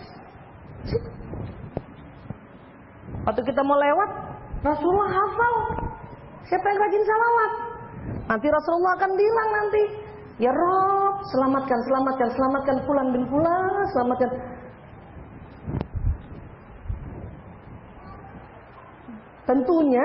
Tentunya ya itu tadi Rasulullah akan hafal pada kita yang melakukan salawat. Kenapa? Karena badan bioplasmik kita menuju Nur Muhammad kembali, dan itu dihafal. Maka rugi kalau kita tidak melakukan saat ini juga. Allahumma shalli wa sallim ala Sayyidina Muhammad. Ya. Bu Aisyah, kalau ada kata wa ala alihi wa sahbihi ajmain, kira-kira kemana? Cahayanya ke sana juga. Selain Nabi Muhammad yang kenal, Siti Aisyah pun kenal kita. Mau nggak ibu dikenal sama Siti Aisyah binti Abu Bakar, bukan binti Dahlan? Ya. Dikenal oleh Siti Khadijah, dikenal oleh Siti Fatimah, dikenal juga kembali oleh Umar. Bahkan Umar makin senang sekali, nih watak gue nih lewat nih, gitu. Ya, tapi inilah, ini kisah dari buku Alam Barzah. Posisi Rasulullah. Kenapa makanya kita minta ya Allah, minta syafaat ya, yang hanya bisa memberikan syafaat yaitu Nabi Muhammad SAW untuk yang di sini. Sepakat dulu Bu? Insyaallah. Saya yakin ibu-ibu sudah dawam untuk melakukan salawat. Ini hanya cerahkan sedikit saja. Oh, ternyata begitu banyak manfaatnya. Ya. Jadi nggak usah terlalu panik kalau nggak seperti orang-orang pada nyimpen plasenta ya, gue gimana? Nggak usah panik. Ya. Atau mungkin dengar-dengar ya artis-artis katanya pakai makeup stem cell gitu. Nggak usah panik, tenang aja. Ya, tenang saja, nggak apa-apa Bu. Apa yang kita lakukan? Salawat. Kan asik ya? Ada yang mau ditanyakan dulu? Ya Bu? Ya.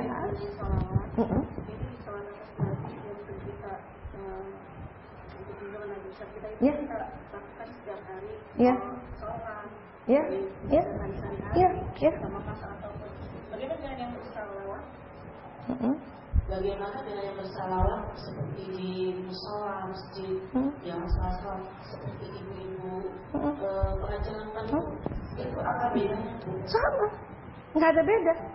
Mbak Wiwi minta sistem saraf tepi boleh? Makanya salawat ini itu luar biasanya, bisa diucapkan datar, bisa diucapkan sir, bisa diucapkan zahir, bisa dilagukan, bisa dibuatkan lagu. Ya, kenapa kalau dibuatkan lagu? Nah, kita belajar tentang sistem saraf ya, saya ingat ya. Jadi otak kita kan ada dua ya Bu, yang kanan main kiri kan? Pegang dulu, pegang Bu, pegang. Yang kanan pegang. Nah, yang kanan. Yang kiri pegang. Nah, bagi duanya persis garis. Nah, ingat, tidak ada kaitannya dengan rambut belah pinggir. Jangan merasa yang belah pinggir merasa kecil sebelah, enggak. Jadi begini. Masih ingat ilmu dulu. Otak kanan mengatur tubuh ya. Otak kiri mengatur tubuh ya. Begitu juga sebaliknya. Kalau kita mau mengaktifkan otak, kita gerakkan tangan kanan, maka yang aktif otak. Kita gerakkan tangan kiri, maka yang aktif. Kalau dua-duanya coba, apa yang terjadi? Yang mana yang aktif? Dua-duanya. Makanya kalau ibu lagi galau, sedih, capek, gembira ya, merasa gimana, bergeraklah. Untung umat Islam ibadah khususnya sholat yang bergerak. Bayangkan di dalam gerakan-gerakan itu ada tuntunan salawat. Apa nggak nyala itu?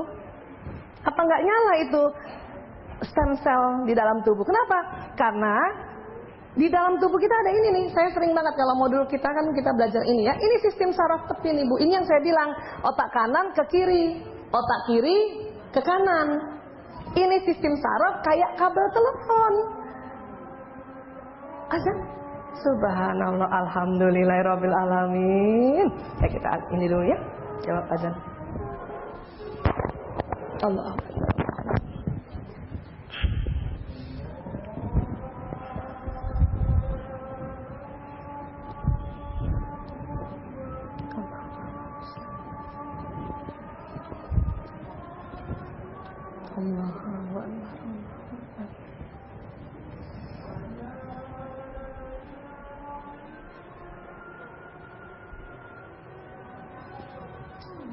Asyhadu an la ilaha illallah.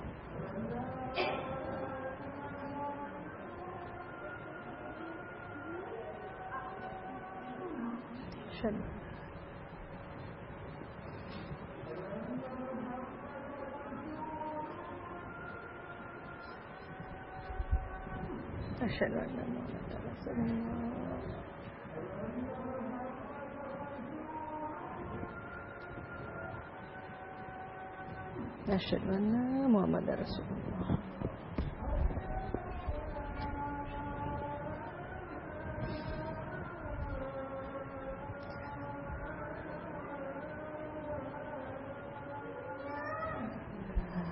La haula wala quwwata illa billah.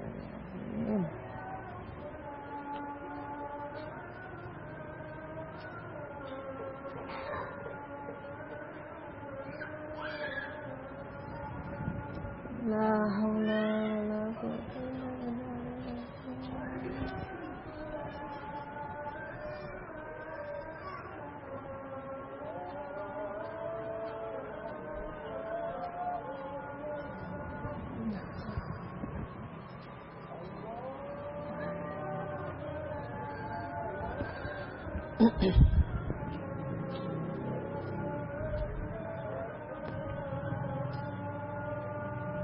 La haula wala quwwata illa billah.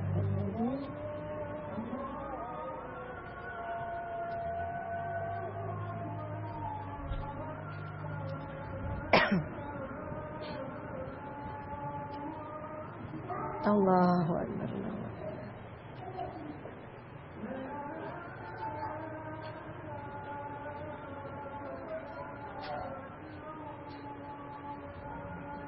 La ilaha illallah. Allahumma rabba hazi da'watit tammah wassalatil qa'imah ati Muhammadanil wasilah wa wal fadilah mab'atsum maqaman mambunan allazi wa'adta innaka la tuflihul mi'ad.